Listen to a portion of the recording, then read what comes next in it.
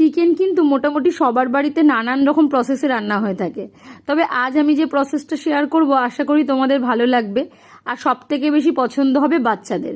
তো চলো কি করেছি দেখে নাও। প্রথমে এর মধ্যে একটুখানি লেবুর রস আর দিয়েছিলাম গোলমরিচের গুঁড়ো, এটা দিয়ে একটুখানি চিকেনটাকে মাখিয়ে রেখেছি আধ ঘন্টা মতো। তারপরে কড়াইয়ের মধ্যে তেল দিয়ে একটু আলু ভেজে নেব। মাংস হবে আলু দেবো না এটা তো হতে পারে না, তবে হ্যাঁ তোমরা চাইলে কিন্তু এই রেসিপিতে আলুটা একেবারেই বাদ দিতে পারো। এবারে আলু ভাজার সময় নুন আর সামান্য হলুদ দেব। এখানে খুব বেশি হলুদের ব্যবহার কিন্তু করলে চলবে না, তাহলে কিন্তু আমি যে বললাম বাচ্চাদের ভালো লাগার বিষয়টা সেটা কিন্তু আর ভালো লাগা থাকবে না, সেটা পরে দেখলেই বুঝতে পারবে। এবারে কিছু গোটা গরম মশলা, শুকনো লঙ্কা আর একটুখানি গোটা জিরে ফোড়ন দিয়ে কিন্তু এর মধ্যে চিকেনটাকে ভাজতে বসাবো। হ্যাঁ, ভাজার সময় অবশ্যই নুন দেবো, কারণ আগে আমি নুন দিয়ে কিন্তু ম্যারিনেট করিনি, তাতে করে নুনের জলটা বেরিয়ে আসে চিকেন থেকে পুরো, আর ভালো লাগে না।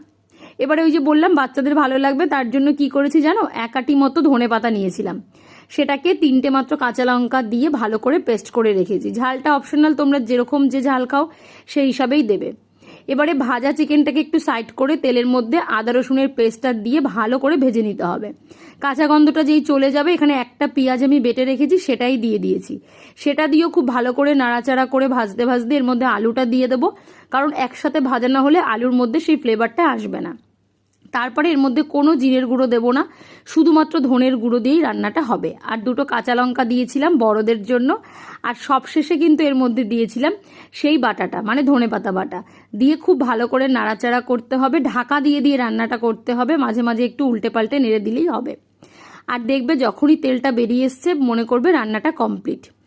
এবারে এটা একটু কষা কষাই হবে, তবে হ্যাঁ তোমরা যদি চাও একটু জল গরম করে অ্যাড করতে পারো। ওপর থেকে একটু গরম মশলা ছড়িয়ে দিয়ে নামিয়ে দেবে আজকের এই ধনেপাতার চিকেন।